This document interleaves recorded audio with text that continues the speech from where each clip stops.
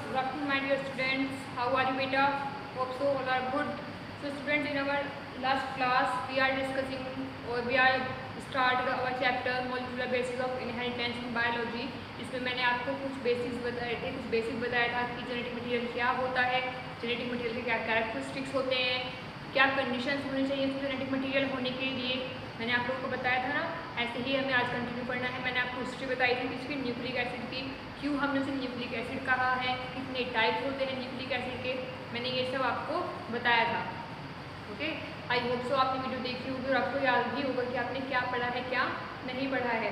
So students, आज मुझे आपको न्यूक्लिक एसिड के बारे में ही कुछ बताना है कि जो हमारे न्यूक्लिक एसिड हैं, जैसे कि डीएनए और आरएनए हैं, वो कहाँ कहाँ पाए जाते हैं, कैसे पाए जाते हैं, कुछ उनके मेन पॉइंट्स हैं, वो हम आज डिस्कस करेंगे। ठीक है, और डीएनए और आरएनए का जेनेटिक मॉलिक्यूलर स्ट्रक्चर भी आज हम डिस्कस करेंगे कि क्या होता है और कैसे होता है। Okay, let's start our chapter.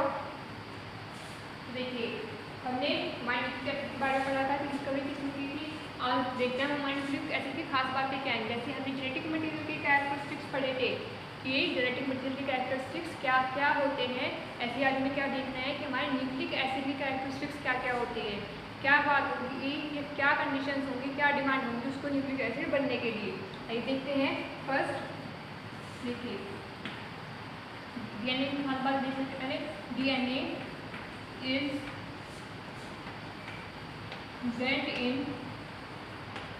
present in all eukaryotes। ये सब डिस्कवरी में सामने आया था जो उसकी रिसर्च चल रही थी।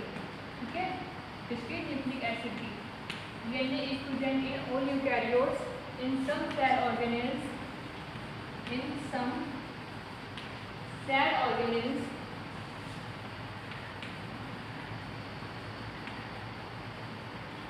मैं एक एक पोस्टुलेट लिखती जाऊंगी और आपको एक्सप्लेन भी कर दूंगी। ठीक है, in cell organelles as plastid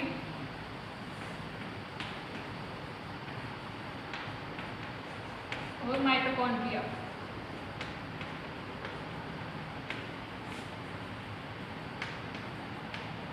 ठीक है, एंड न्यूक्लियस ऑफ सेल, कुछ इंपॉर्टेंट है, and nucleus of cell. So students देखिए, यहाँ पे क्या कहना चाह रहा है, DNA is present in all eukaryotes in, क्योंकि डीएनए जो होता है वो जितने भी यूकैरियोट्स होते हैं ए टू जेड, ठीक है, ए टू जेड जितने भी यूकैरियोट्स होते हैं सबके पास डीएनए मिलता है। And my question is that what is eukaryotes. ठीक है, यूकैरियोट्स क्या होते हैं ये आपको मुझे कमेंट सेक्शन में बताना है, कि मुझे आप लोग बताओगे, क्योंकि क्लास 9 का टॉपिक है यूकैरियोट्स एंड प्रोकैरियोट्स। यूकैरियोट्स और प्रोकैरियोट्स क्लास 9 में पढ़ते हैं हम, तो ये मुझे आप कमेंट सेक्शन में बताओगे what are the eukaryotes and prokaryotes. तो स्टूडेंट्स, डीएनए जो होगा वो सभी यूकैरियोट्स में प्रेजेंट होगा, साथ में कुछ सेल ऑर्गेनेल्स, मतलब जिनकी सेल मिलके बनती है वो उसमें भी प्रेजेंट होगा। जैसे कि प्लास्टिड है, प्लास्टिड में भी होता है, आपने क्लास 9 और 11 में पढ़ा होगा। सिर्फ 2 सेल ऑर्गेनेल ऐसी हैं जिनके पास खुद का डीएनए होता है, बट हम बाकी सब उसी डीएनए को यूज़ करती हैं जो न्यूक्लियस के अंदर होता है। ठीक है, प्लास्टिड और माइटोकॉन्ड्रिया में खुद का डीएनए होता है, और सबको पता ही है न्यूक्लियस ऑफ सेल में तो डीएनए होता ही होता है। डीएनए है तभी न्यूक्लियस है और तभी सेल है। अगर डीएनए नहीं है तो न्यूक्लियस भी नहीं हो सकती है और सेल भी नहीं हो सकती। ओके, सो ये था हमारा first postulate. Now second postulate will be in prokaryotes it is found in cytoplasm. In prokaryotes, देखिए प्रोकैरियोट्स आ गया है ना, in prokaryotes it is present in cytoplasm।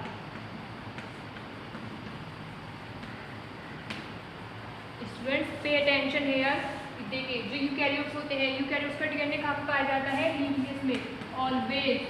ठीक है, the DNA in the eukaryotes always found in the nucleus or inside the nucleus, whereas in prokaryotes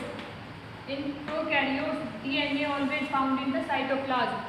prokaryotes में DNA कहाँ पाया जाता है, हमेशा साइटोप्लाज्म में ही पाया जाता है। ठीक है, तो ये डिफरेंस है यूकैरियोट्स में प्रोकैरियोट्स में। कुछ डिफरेंसेस और होते हैं जो आप लोग मुझे बताओगे। ठीक है, the third will be RNA responsible for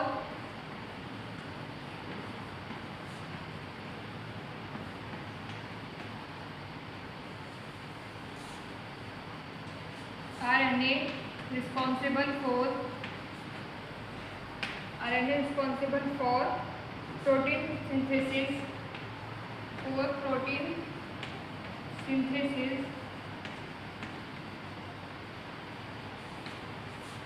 found in cytoplasm.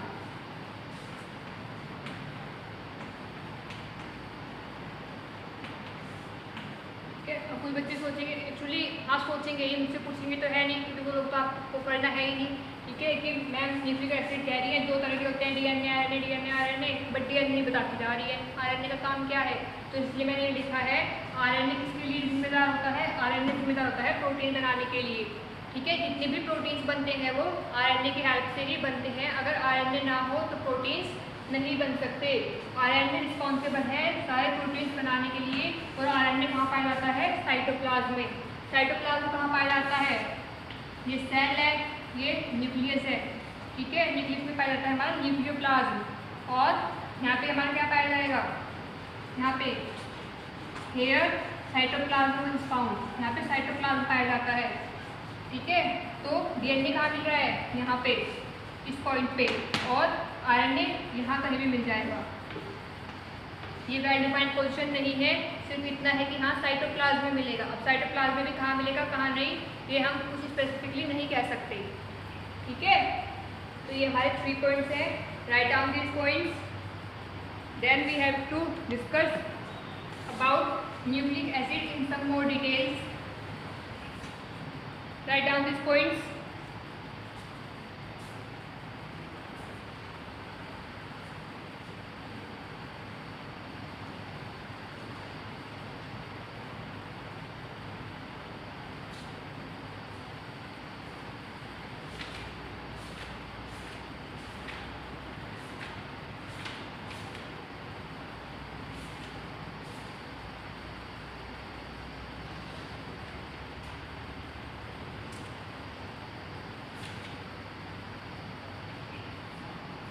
हो गया ये।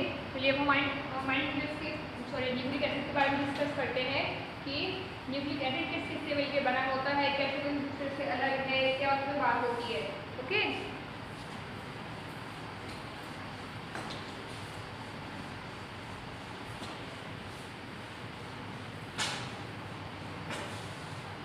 आइए देखते हैं, ये जो हमारी न्यूक्लिक एसिड है, ठीक है, हम यहाँ पे 2 चीज़ें पढ़ेंगे।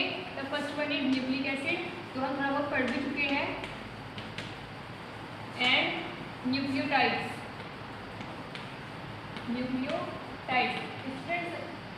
एक बात ध्यान रखना, हमारे पास 2 चीज़ें होती हैं, एक होता है न्यूक्लियोटाइड और एक होता है न्यूक्लियोसाइड। दोनों में बड़ा माइनर सा डिफरेंस है, तो कंफ्यूज मत होना, ठीक है। ये मैं आपको डिफरेंस बताऊंगी, लेकिन जब आपको पता लग जाए तो फिर कंफ्यूज भी मत होना, क्योंकि हम खुद अब तक कंफ्यूज हो जाते हैं, ओके। तो देखिए जो हमारा क्या है, न्यूक्लिक एसिड है। अगर मैं आपको पूछती हूँ न्यूक्लिक एसिड है क्या, first of all my question is that what is nucleic acid, what is nucleic acid, nucleic acid क्या होता है। So what was your answer, क्या होता है न्यूक्लिक एसिड, सिंपली लिखोगे पॉलीमर्स ऑफ नाइट्रोजनस बेसिस या फिर polymers of nucleotide.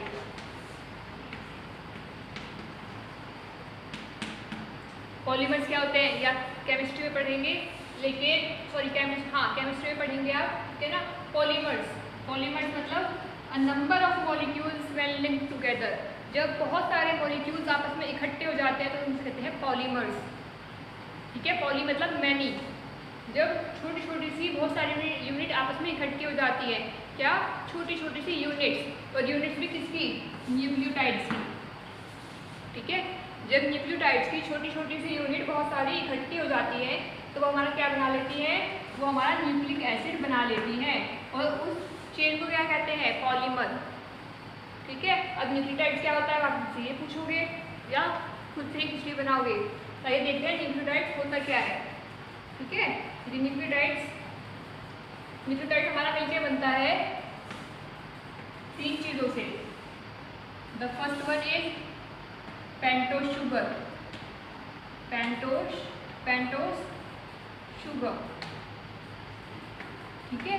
The second one is nitrogenous bases,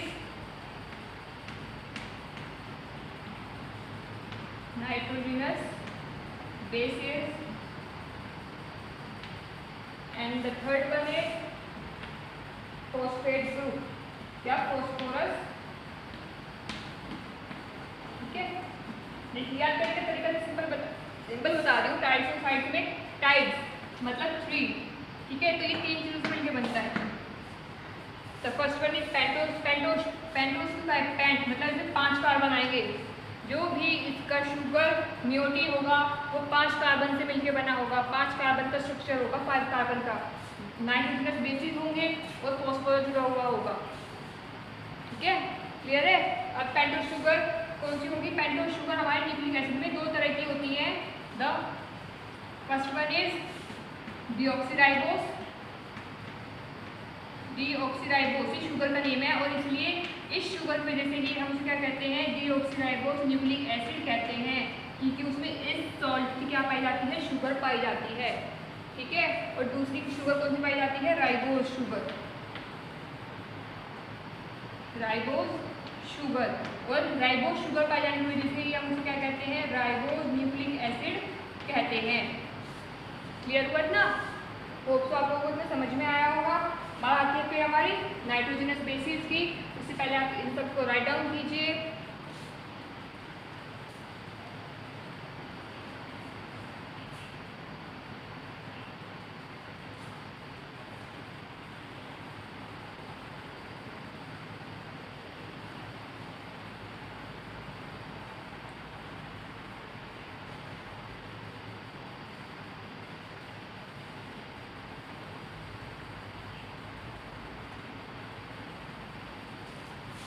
हो गया स्टूडेंट्स?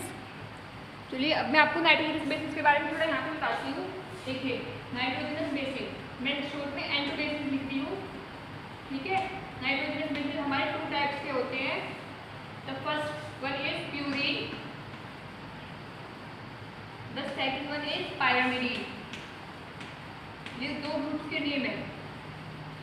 डीएनए में कहीं कहीं प्यूरिन मिलता है और कहीं कहीं पायरामिडीन मिलता है, ठीक है। कहीं कहीं प्यूरिन और कहीं कहीं पायरामिडीन मिलता है।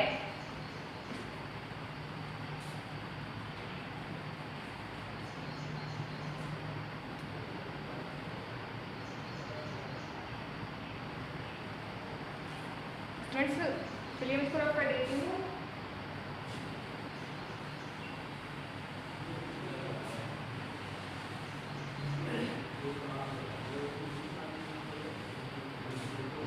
Nitrogenous bases are of 2 types.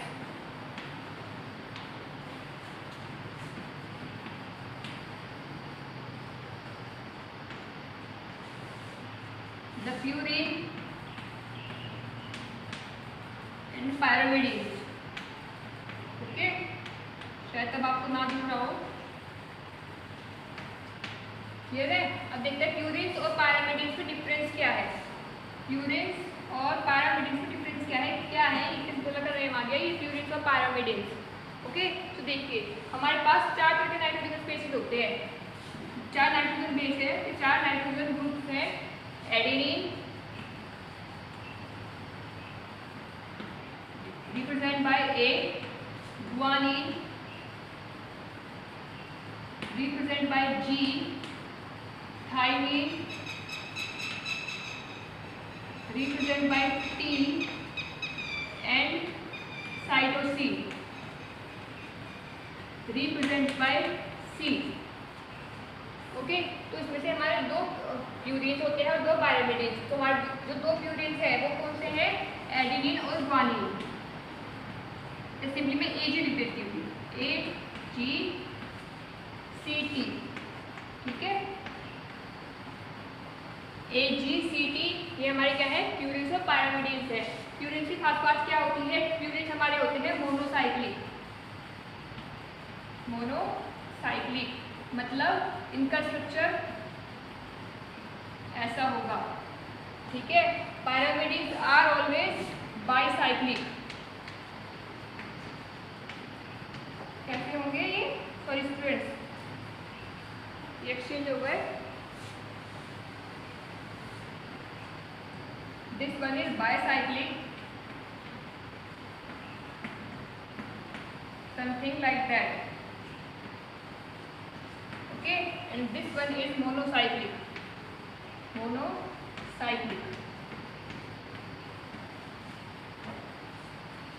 Clear है? ये बाईसाइक्लिक होगा और ये मोनोसाइक्लिक होंगे। ये इनका एक तरह से खासियत होती है। दूसरा, इसमें जो नाइट्रोजनस बेसिस जुड़े हुए होंगे, इसमें 4 नाइट्रोजन अटैच होंगे, तभी नाइट्रोजनस बेसिस है 4 नाइट्रोजन एटम at 1,3,7,9 पोजिशन, ठीक है। 1 2 3 4 5 6 7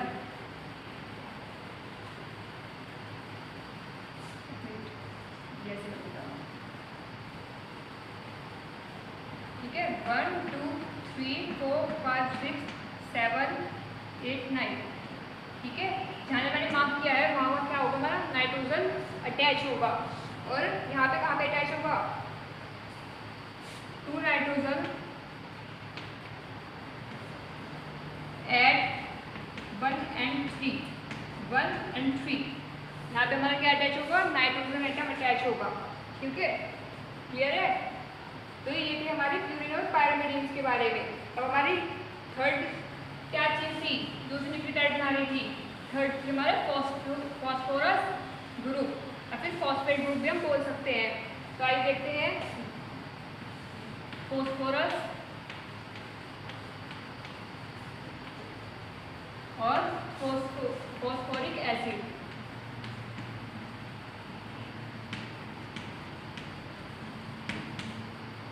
ठीक है, ये हम इसको बोल सकते हैं। इसका फॉर्मूला क्या होता है?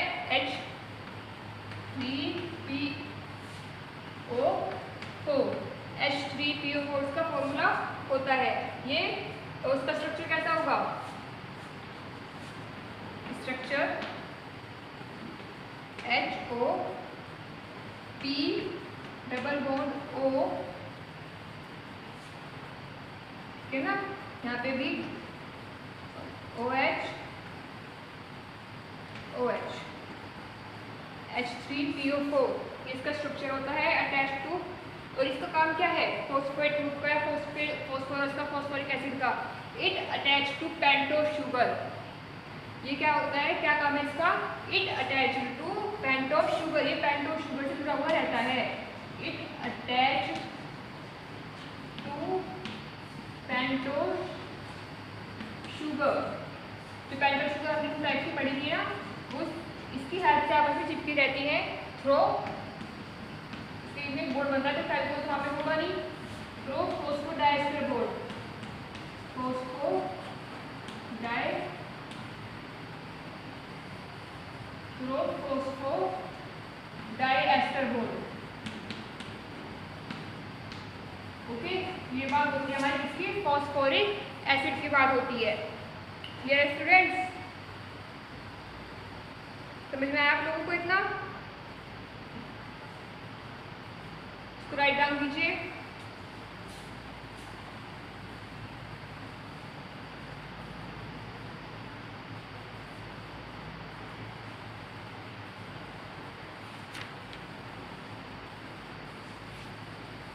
देखिए, मैं आपको बोल रही थी ना कि उसमें न्यूक्लियोटाइड और न्यूक्लियोसाइड्स में डिफरेंस। देखिए क्या होता है।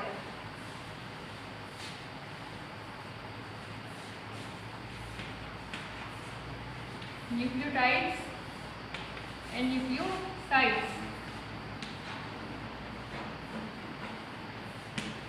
Made up of sugar plus nitrogenous base plus H3PO4 and nucleoside is only made up of sugar. The sugars are same, the deoxyribose and ribose, and the 4 nitrogenous base that is adenine, guanine, cytosine and thymine. इसमें से 2 हमारे purines होते हैं और 2 pyrimidines होते हैं। तो इसमें टी आ रहा है वो न्यूक्लियोटाइड, तो इसमें टी नहीं आ रहा वो न्यूक्लियोसाइड। क्लियर है बेटा? ओके, तो आज हम हमारा इतना ही रखते हैं। आई थिंक इन्फॉर्मेशन आज के लिए बहुत हो गई है। ओके, तो आप इसको ध्यान से पढ़िए, अपना ध्यान रखिए और अपने नोट्स बनाते रहिए, अपने असाइनमेंट्स पूरे करते रहिए। Thank you students.